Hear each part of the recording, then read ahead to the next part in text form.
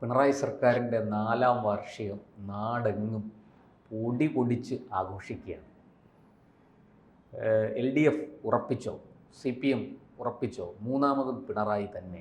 ഇല്ല, അവർ ഉറപ്പിച്ച മട്ടാണ്. ഇതിൻ്റെ ഒരു കാര്യം തന്നെ നമ്മളിപ്പം ഉറപ്പിച്ചെന്ന ഇത് മനസ്സിലാക്കേണ്ട ഒരു കാര്യമുണ്ട്. ഇന്ന് കഴിഞ്ഞ് നാളെ വരും. നാളെ വേറെ എന്തെങ്കിലും സംഭവങ്ങൾ വരാം. രാഷ്ട്രീയമാണ്. 2 ആഴ്ച മതി കാര്യങ്ങൾ പറയാൻ. ജിഷ കേസ് വരുന്നവരെ ഉമ്മൻചാണ്ടി സാറിന് ഏതാണ്ട് തുടർഭരണം കിട്ടുന്ന രീതിയിലാണ് പോയത്. ജില്ലാ പഞ്ചായത്തുകളൊക്കെ ഏതാണ്ട് തുല്യമായി വീതിപ്പിക്കപ്പെടുന്ന അവസ്ഥയായിരുന്നു ആ ഇലക്ഷൻ ഉണ്ടായിരുന്നത്. 2016 15 ജില്ലാ പഞ്ചായത്ത് ഇലക്ഷൻ അല്ല 15 അവസാനം. അപ്പം തദ്ദേശ സ്ഥാപനങ്ങളുടെ തെരഞ്ഞെടുപ്പ് നടക്കുന്നത് 2015 അവസാനമാണ്. അപ്പം എന്ന് വെച്ചാൽ നമ്മൾ ഈ ലോക്സഭാ ഇലക്ഷൻ നോക്കണ്ട, അത് ഏതാണ്ട് തുല്യമായി വീതിച്ചു വന്ന അവസ്ഥയായിരുന്നു. ഉമ്മൻചാണ്ടി സാറിന് ഈ എന്താ മറ്റേ പരിപാടി ഉണ്ടായിരുന്നല്ലോ അന്ന്. 2014 12 സീറ്റ് കോൺഗ്രസിന്, 8 സീറ്റ് LDF. അത് മാത്രമല്ല, ഉമ്മൻചാണ്ടി സാറിൻ്റെ മറ്റേ പരിപാടി ഉണ്ടായിരുന്നല്ലോ, ജനസമ്പർക്ക പരിപാടി, ആളുകളെ തല്ലി ഓടിക്കാതെ നടത്തിയ പരിപാടി. അപ്പോൾ ആ പരിപാടിക്ക് നല്ല ജനപിന്തുണ കിട്ടിയിരുന്നു. പിന്നെ ആ സമയത്ത് ഭൂരിപക്ഷം ഇല്ലാത്തതിൻ്റെ പ്രശ്നത്തിൻ്റെ പുറത്താണ് ഉമ്മൻചാണ്ടി സാർ. ഇനി സുധീരനെ പോലെ ഒരാൾ സംസ്ഥാന പ്രസിഡന്റ്, KPCC പ്രസിഡൻ്റൊക്കെ ആയി കഴിഞ്ഞാൽ ഉണ്ടാകുന്ന ഒരു പ്രോബ്ലമാണ് അദ്ദേഹം നേരിട്ടുകൊണ്ടിരുന്നത്. അപ്പം അത് കഴിഞ്ഞിട്ട് ഈ ഗവൺമെൻറ് വന്നത് ആ ഒരു ജിഷ കേസ് വന്നതോട് കൂടിയിട്ട് എന്നോട് ശരത്ചന്ദ്ര പ്രസാദ് വന്ന കാര്യമാണ്. അത് അങ്ങനെ ഇലക്ഷന് ഭാവന ഒരു സ്ഥാനാർത്ഥിയായിരുന്നു. അപ്പം അയാളിങ്ങനെ ഇലക്ഷൻ ക്യാമ്പയിൻ കഴിഞ്ഞ് വരുമ്പോൾ ആളുകൾ പറയും, എന്നാളും എന്തൊക്കെയാണ് സാർ ഈ നാട് നടക്കുക, ഡൽഹിയിൽ നടന്നതിനെക്കാണ്ട് വലുതാണല്ലോ ഈ നാട്ടിൽ നടക്കുന്നത്.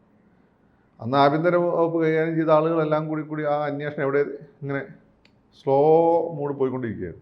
അത് നിങ്ങൾ സെൻകുമാർ സാറിനൊക്കെ അറിയാലോ, സാറിനോട് അത് പറയല്ല, സാറിൻ്റെ ശുഭാനുസരിച്ച് ഔദ്യോഗിക രഹസ്യങ്ങൾ പുറത്ത് അറിയില്ല, സാറിന് അറിയാം.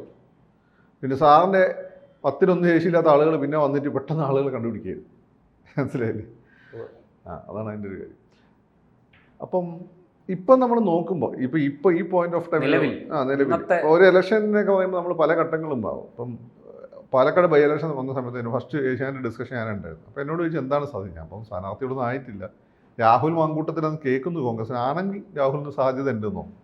അതിനുശേഷം മറ്റേ ചെറുക്കൻ അങ്ങോട്ട് പോയി, ഡോക്ടർ സരീൻ, പിന്നെ BJPൻ്റെത് ഇയാൾ തന്നെ വന്നു. അപ്പം നമ്മൾ ഓരോ ഘട്ടത്തിലും അതിൻ്റെ അവസാനം ഒരു അനിശ്ചിതത്വമുണ്ട്. കാരണം BJPയിലും പ്രശ്നമുണ്ട്, കോൺഗ്രസും പ്രശ്നമുണ്ട്. അതിനിടയ്ക്ക് ചിലപ്പോൾ മണ്ണും ചെയ്യുന്ന സരീം പെണ്ണിനും കൊണ്ട് പോയാലും അത്ഭുതപ്പെടേണ്ടതില്ല. പിന്നെ അവസാനം ഞാൻ പറഞ്ഞത് നല്ല ടൈറ്റ് മത്സരമാണ് എന്നാണ് പറഞ്ഞത്. അപ്പോൾ ഇത് ഓരോ ഘട്ടത്തിൽ ഓരോന്ന് നമുക്ക് അന്നപ്പം കിട്ടുന്ന ഫീഡ്ബാക്ക് അനുസരിച്ചല്ലേ പറയാൻ പറ്റും. ഓരോ മണ്ടന്മാരുണ്ട് ഇന്നത്തെ ചർച്ച എടുത്തിട്ട് 2 വർഷം കഴിഞ്ഞ് അന്ന് അങ്ങനെ വന്നില്ല. അന്നത്തെ സാഹചര്യം എന്തായാലും നമ്മൾ ഇങ്ങോട്ട് ഇത് ചർച്ച കഴിഞ്ഞ് പുറത്ത് നോക്കുമ്പോൾ സാഹചര്യം മാറും. അപ്പോൾ ഇപ്പോഴത്തെ ഒരു സാഹചര്യം വെച്ച് നോക്കുമ്പോൾ അത് ഞാൻ മുമ്പും പറഞ്ഞിട്ടുണ്ട്, LDFന് ശക്തമായ മേൽക്കൈയുണ്ട്. അതിൽ ഒന്നാമത്തെ കാരണം CPMൻ്റെ സംവിധാനം തന്നെയാണ്. അവരുടെ സംവിധാനം നല്ല എണ്ണയിട്ട യന്ത്രം പോലെ പ്രവർത്തിക്കുന്നുണ്ട്. ഒന്നാമത്തെ കാര്യം. കോൺഗ്രസ് ആണെങ്കിൽ ചത്തതിനൊക്കെ ജീവിച്ചിരിക്കുന്ന അവസ്ഥയിലാണ്. അത് രക്ഷപ്പെടാൻ അവസരം കാണുമ്പോൾ അന്നപ്പോൾ മുഖ്യമന്ത്രി സ്ഥാനാർത്ഥികൾ തലവെക്കും, അവരങ്ങോട്ടും കൊണ്ട് വർത്താനവും, അങ്ങനെയുള്ള പ്രോബ്ലമാണ് ശരിക്കും. അങ്ങനെ അതാണ് അങ്ങയുടെ വിലയിരുത്തലിൽ മനസ്സിലാകുന്ന ഒരു കാര്യം. ഇപ്പോൾ ഇവിടെ ഈ പിണറായിക്കും CPMനും LDFനും അങ്ങനെയാണെങ്കിൽ ഒരു കനത്ത വെല്ലുവിളി ഉയർത്താൻ BJP മാത്രമേ ഉള്ളൂ. BJPക്ക് അതിന് സാധിക്കില്ല. ഈ ഞാൻ പറഞ്ഞത് അത് എങ്ങനെ എന്താണെന്ന് വെച്ചാൽ, എഫക്റ്റീവായി കേരളത്തിലെ 2ാമത്തെ വലിയ പാർട്ടി BJPയാണ്. അത് ഒരു BJPയുടെ നേതാവ് ഞാൻ പറഞ്ഞപ്പോഴാണ് അയാൾക്ക് മനസ്സിലാവുന്നത്. കാരണം ഓരോ ഗ്രാമത്തിലും കൃത്യമായിട്ട് ചലിപ്പിക്കാനുള്ള അടിത്തറ ഉള്ള, അടിയാണെങ്കിൽ അടി എന്നത് കൊടുക്കാനുള്ള ചിട്ടയായ പ്രവർത്തനം കാഴ്ചവെക്കാൻ ശേഷിയുള്ള അവരേ ഉള്ളൂ കേരളത്തിലെ. 3ാമത്തെ ലീഗാണ്, 4ാമത്തെ കേരള കോൺഗ്രസ് ആണ്, 5ാമതേ കോൺഗ്രസ് വരുന്നത്.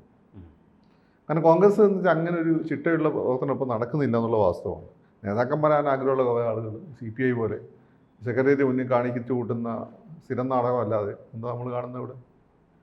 പിന്നെ അതുപോലെ തന്നെ ഓൺലൈനിൽ വന്നിട്ട് ഇതൊക്കെ പറഞ്ഞത് നമ്മളെയൊക്കെ തെറി അറിയും, ഒരു നിർവൃതി അറിയും, അത്രയേ ഉള്ളൂ.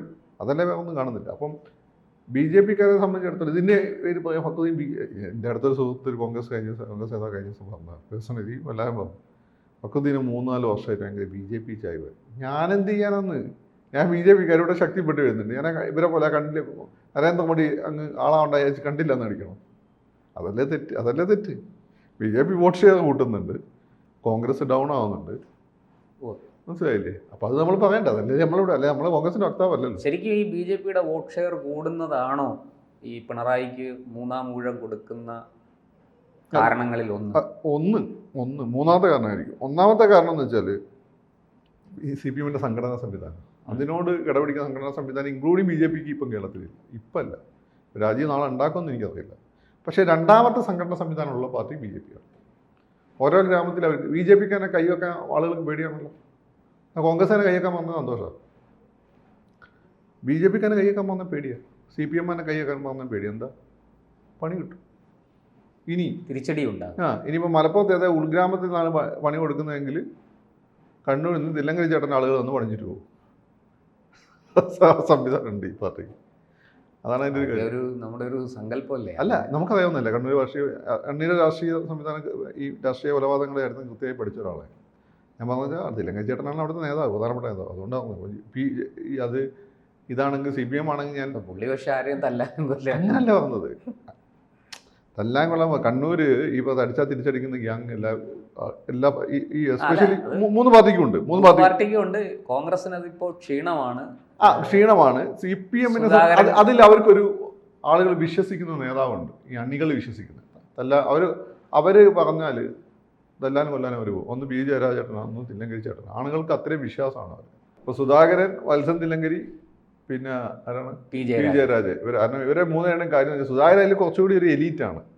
പക്ഷേ എങ്കിൽ പോലും സുധാകരൻ വട എന്ന് പറയുന്ന ടൈപ്പാണ്, കൂടെ പോകുന്ന ആളുകളാണ്. അതുപോലെ തന്നെയാണ് PJ രാജേട്ടനാണെങ്കിലും തില്ലങ്കരി ചേട്ടനാണ്. ഇവരെ കൂടെ തന്നെ ഉള്ള ആളാണ്. അവരുടെ ജീവിതത്തിൽ സാധാരണ പുറത്തേടെ ജീവിതം നമ്മൾ ഒരു മാറ്റവും ഇല്ല. അപ്പോൾ അങ്ങനെ വിശ്വാസമുണ്ട്.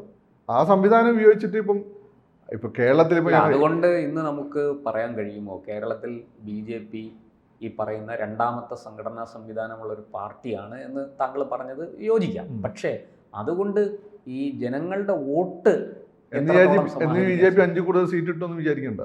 അതല്ല ഞാൻ പറഞ്ഞത്. സംഘടനാ സംവിധാനം വെച്ച് നോക്കുമ്പോൾ രണ്ടാമത് നിൽക്കേണ്ട കോൺഗ്രസ് അതിന് ഏലത്ത് വരുന്നില്ല എന്നാണ് ഞാൻ പറഞ്ഞത്. വിശ്വാസം ഉണ്ടാവണ്ടേ പ്രവർത്തകർക്ക്? ഞങ്ങൾ അംഗീകരിക്കപ്പെടും, ഞങ്ങൾ സംരക്ഷിക്കപ്പെടും, ഞങ്ങൾക്ക് ഗുണമുണ്ടാവും. ഒരു പോലീസ് സ്റ്റേഷനിൽ പോയാൽ ഞങ്ങൾ ഭരിക്കുമ്പോൾ ഞങ്ങൾക്കൊരു മേൽക്കൈ അതുണ്ടാവണ്ടേ? ഇതാണല്ലോ ഇതിൻ്റെ അടിസ്ഥാനം. അതുണ്ടാവുന്നില്ല. BJPക്കാരെ തൊടാൻ പോലീസിന് പേടിയാണ്. എന്താണ്? നേരത്തെ പറഞ്ഞ കാര്യം തന്നെ. 8-ന്റെ പണി എവിടുന്നെങ്കിലൊക്കെ വരും, ഇല്ലെങ്കിൽ മടിക്കരിയിൽ നിന്ന് വരും. ഇനി ഓരോ പോയിന്റ് സ്ഥലം ഞാൻ പറഞ്ഞുതരാം എവിടുന്നൊക്കെ വരും. കണ്ണൂർ, മടിക്കരി, ഇങ്ങനെയുള്ള സ്ഥലങ്ങളുണ്ട്, അവിടെ നിന്ന് വരും. അന്ന് പണി കൊടുത്തു. CPM ഇങ്ങനെ തന്നെയാണ്. കോൺഗ്രസിന് ഇങ്ങനെ സംവിധാനമില്ല. ഇനി വല്ലവനുണ്ടെങ്കിൽ അവനെ ഒതുക്കുകയും ചെയ്യും. അതാണ് അതിൻ്റെ സ്ഥിതി. അപ്പോൾ ഒന്നത്. 2 പിണറായിട്ട് ഭരണം അത്ര മോശമൊന്നുമല്ല. ഹോസ്പിറ്റലുകൾ മരുന്നുണ്ട്, പെൻഷൻ ഇടയ്ക്ക് മുടങ്ങിയിരുന്നു, എങ്കിലും ഇപ്പം കൊടുത്തു തുടങ്ങിയിട്ടുണ്ട്. പെൻഷൻ കൊടുത്തു തുടങ്ങി. മൊത്തത്തിൽ നമ്മൾ നോക്കും. റോഡുകളൊക്കെ നന്നാക്കി. പിന്നെ എന്താണ്, K-ഫോൺ പിള്ളേർക്കാണെങ്കിൽ ഈ ഡാറ്റ കിട്ടുക എന്നുള്ളത് വളരെ പ്രധാനമാണ്. അപ്പോൾ ഞാൻ K-ഫോൺ ഉപയോഗിക്കുന്നുണ്ട്. നല്ല സർവീസാണ്. കിട്ടിയ സ്ഥലങ്ങളിലൊക്കെ നല്ല സർവീസാണ്. ഇതൊക്കെയാണ്. അപ്പം ജനങ്ങൾക്ക് പൊതുവേ ഒരു ഫീൽ ഗുഡ് ഉണ്ട്. അപ്പോൾ ഒന്നത് ഭരണം മോശമല്ല. പിന്നെ ഇവരുടെ പാർട്ടി സംവിധാനം, പിന്നെ ഈ ഇലക്ഷൻ സമയത്തുണ്ടാവുന്ന ഒരു ചിട്ടയായ പ്രവർത്തനമുണ്ട്. അത് LDFനെ മറികടക്കാൻ ശേഷി ഒരിക്കൽ ഞാൻ തിരുവനന്തപുരത്ത് കണ്ടിട്ടുണ്ട്. BJP 2016-ലും 2 തവണ 2016-ലും 2014-ലും രാജേട്ടൻ ലോക്സഭയിലേക്ക് മത്സരിച്ചപ്പോഴും 2016-ലെ നിയമസഭാ ഇലക്ഷന് ഞാൻ തിരുവനന്തപുരത്ത് BJPയുടെ ഈ CPM പോലെ തന്നെയുള്ള ചിട്ടയായ പ്രവർത്തനം കണ്ടിട്ടുണ്ട്. അവരത് കാണിച്ചിട്ടുണ്ട്. അത് ലീഗ് ചെയ്യാറുണ്ട് കേട്ടോ. ലീഗിൻ്റെ ഏരിയയിൽ ചിട്ടയായ പ്രവർത്തനം അവർ നടത്തണം. അപ്പോൾ ഇതൊക്കെയാണ് ഫാക്ടർ. 1 ഭരണം മോശമല്ല, 2 അവരുടെ ചിട്ടയായ പ്രവർത്തനം, നല്ല പാർട്ടി സംവിധാനം. 3ാമത് നിങ്ങൾ പറഞ്ഞാൽ BJPയുടെ വളർച്ച. BJPയിലേക്ക് കൂടുതൽ പോകാൻ സാധ്യതയുള്ള വോട്ടുകൾ കോൺഗ്രസ് നിന്നാണ്. അല്ല അടൂർ പ്രകാശിനെ പോലുള്ള സ്ഥാനാർത്ഥികൾ എല്ലാ സ്ഥലത്തും നിർത്തേണ്ടതായിട്ട് വരും.